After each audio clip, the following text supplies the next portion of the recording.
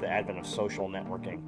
that type of connectivity, mobile connectivity, has only accelerated the pace at which reputation can be made or broken literally in the span of minutes on a global basis. The environment in which we're competing these days, I don't think has ever been more complex and more challenging in a lot of ways. And obviously that creates risk to the business as well as, I think, significant opportunity. Clearly, it's social technology, wireless internet, biometrics, voice. I can't tell you what the future is going to look like, but what I do know is at the end of the day, we'll have none of this if we don't continue to drive the security message, the reliability message, and the privacy message and put the consumer at the heart of commerce. It lets the consumer control that and know full well that when they go to bed at night that they're protected, that they know where and when and how their card or their account is being used, and that Visa stands behind those transactions.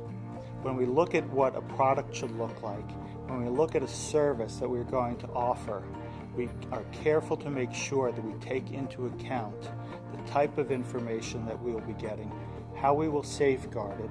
how we will give people notice of how it will be used,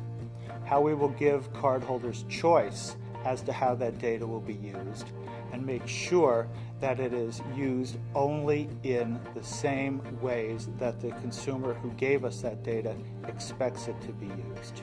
So the responsibility is in, as we extend the edge of the network, still looking at it through the lens of security and reliability first, such that we don't impact the trust and convenience that we've come to know, and really put at risk the core business, which again is that unknown buyer-supplier relationship that we drive 50 billion transactions over the course of a year. We realize that we play an important role in the evolution of payments and in technology.